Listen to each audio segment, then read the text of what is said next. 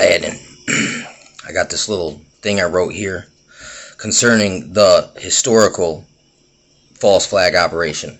Also, I can see that false flag operations could also fall into the psychological operations category, because there's entity figures that are ceremonial killed, but sometimes they're not, or sometimes it's kind of like just a false identity, like FBI freaking identity relocation, where they change your identity and post you up somewhere far away, but you gotta like stop talking to everybody that you know, to that effect anyway. Or, well, anyway, we'll just, a false flag operation, historically it's also called a black flag operation. It's a real military strategy where you basically pretend to be your opposition and then attack yourself to justify you going to on the offensive, because it seems as if they drew first blood, Rambo, right?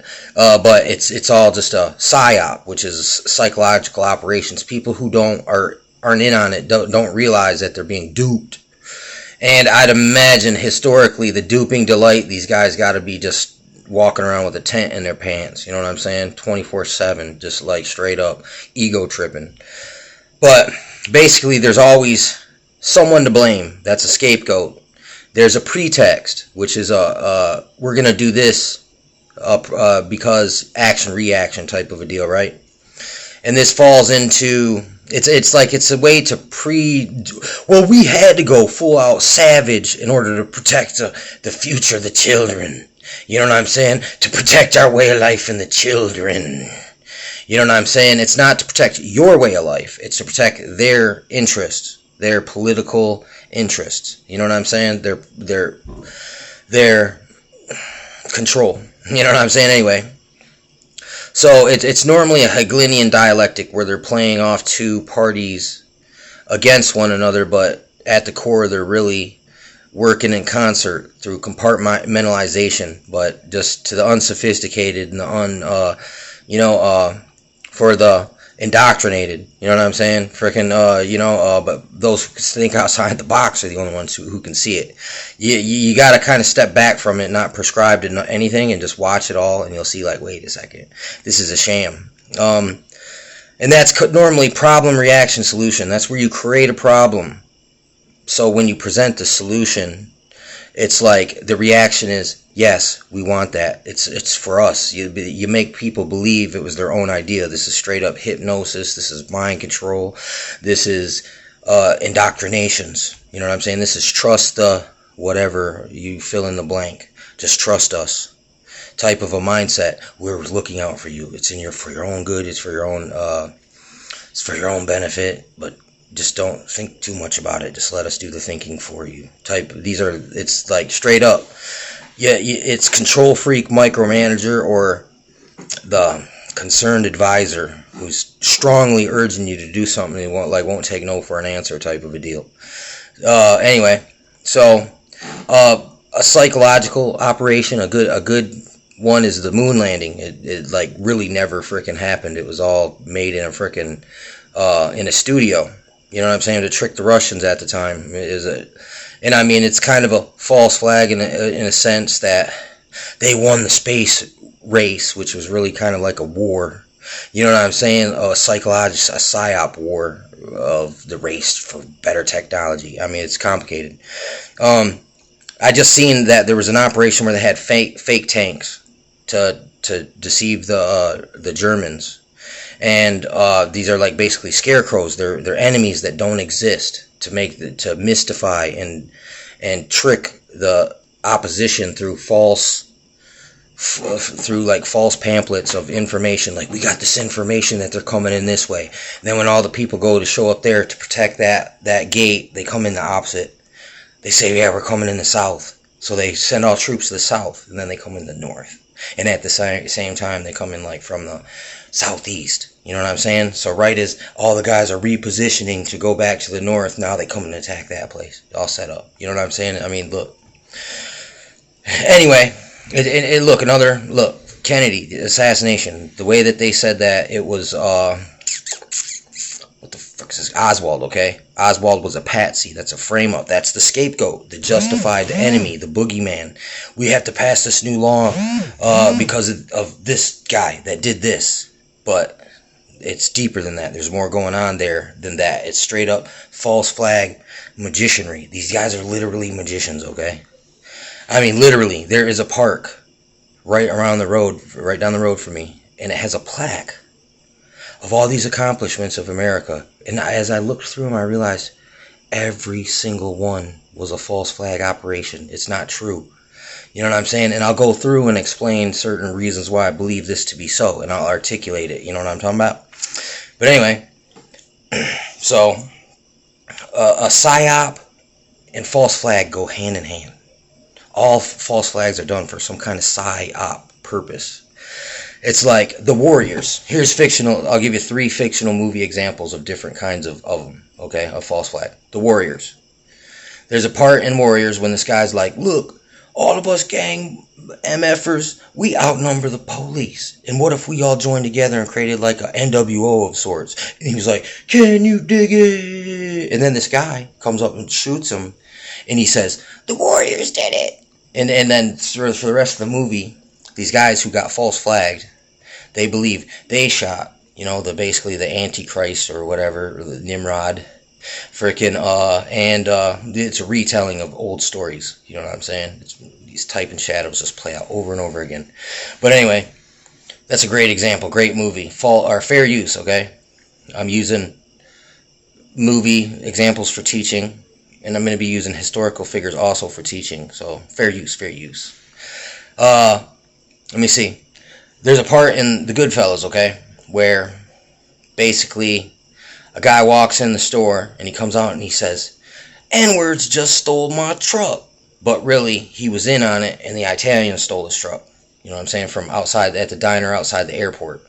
So that's a false flag. That's where you just, it's just when you blame somebody who isn't really responsible for just petty crimes it could be. But look, this is big time stuff that they do on everybody. Blood in, blood out. This one's really nefarious. This is where this gang in prison assassinates their leader and blames it on the rival race gangs. So they unify and consolidate and smoke all the competition and the leaders of all the other gangs.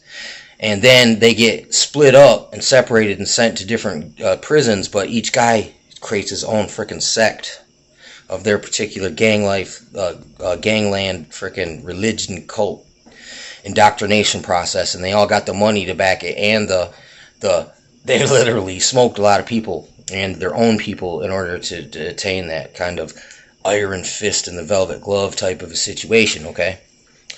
Another great movie example of this phenomenon of the false flag and the psyops. And, okay, you got Nero, okay? Nero said, basically, the Christians are the one who burnt down Rome, but it was really himself. And that was a way to politically target the Christians of that era and that time of the decline of Rome or whatnot, dude. So, I mean, look, this is a very old, ancient tactic to stereotype and get somebody like on the receiving. It's in narcissism, it's called using the audience. It's also in gang stalking as well.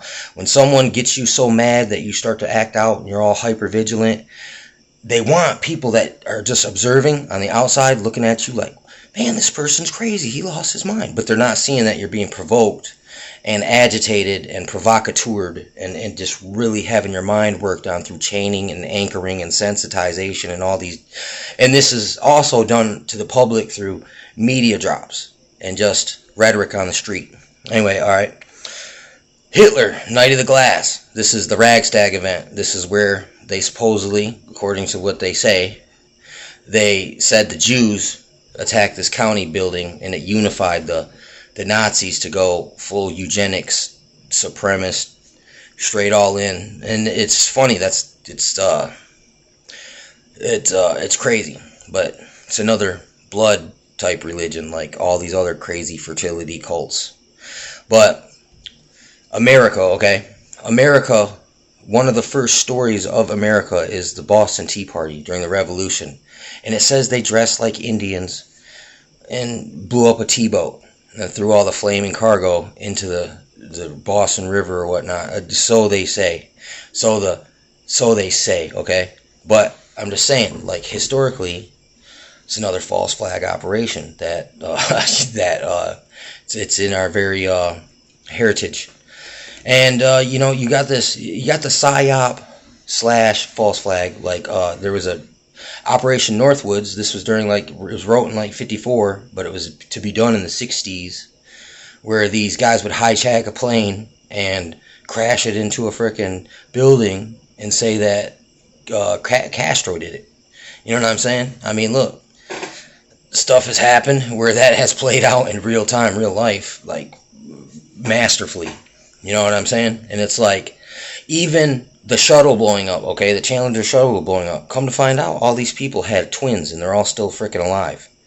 So, they literally sacrificed crisis actors. That's really, right there, there's your definition of a crisis actor. It's a person who is paid as a state actor to frickin' say they went through a crisis that they really never went through. Like, for instance, look, you got, and I mean, look, that was to sell NASA and get sympathy, status sympathy from everybody, and traumatize them all at the same time, to chain and anchor them to certain ideas. So now it's hard for a person to believe that the moon landing was fake, because they believed in NASA. They've watched them shoot their flaming Viking ship burning penises into the sky. They know somebody who works there, you know what I'm saying, or something to that effect. I mean, Gulf of Tonkin, this is that was also, they lied and said they got attacked by a fucking, look, a U.S. freaking, like, big old battleship gets attacked by a little freaking riverboat with a machine gun or something, and then that's a whole reason to justify to invade a country. It's ridiculous. Anyway, D-Day. I mean, this is known. It says they knew they were coming, but what they did, they let them come in and attack, and they let the people sit there, unawares, just get freaking slaughtered, and just, look, to justify the World War II thing. Freaking, like, look, you know what I'm saying? According to what I've heard and what I've seen, I can see that. I can see how exactly that is what it was. Same thing with 911. There was a pretext. You know what I'm saying? They knew something. Look, all the air traffic was down, and then they had someone to blame. These terrorist guys. It's like, previously they did this weapons of mass destruction, and that was a pretext to attack somebody, to scapegoat somebody, freaking, so that no one would think, they'd think it was the right thing. They were just doing the right thing. And they even had this lady who was a crisis actor, and she ended up being the Canadian ambassador's daughter, but she was saying that she saw Saddam Hussein himself throwing out incubator babies. You know what I'm saying? Throwing out incubator babies. And it was like, look, I mean, at the time, man, I was too young to really understand this, man, that all the false flag magicianry that was happening right before my eyes. I mean, there was also, recently, there's been Andy Ook and Austin Amming and the Atman Uter. And basically, these were all kind of weird events to blame, like, the lone man gunman types, just the weird nerd kid who's antisocial. Basically anybody. That was the same thing with the 119, that they blame these terrorist guys, these terrorists, and then, but really, all they did was come after the regular American people, start spying on us all. It was a big trick to make us not, to think, man, yeah, they're just hunting down the freaking bad guys. But then you all of a sudden now, regular street dudes is getting caught up in the freaking, in their net that this wake that they sent out, dude. It's even like with all the dope, man.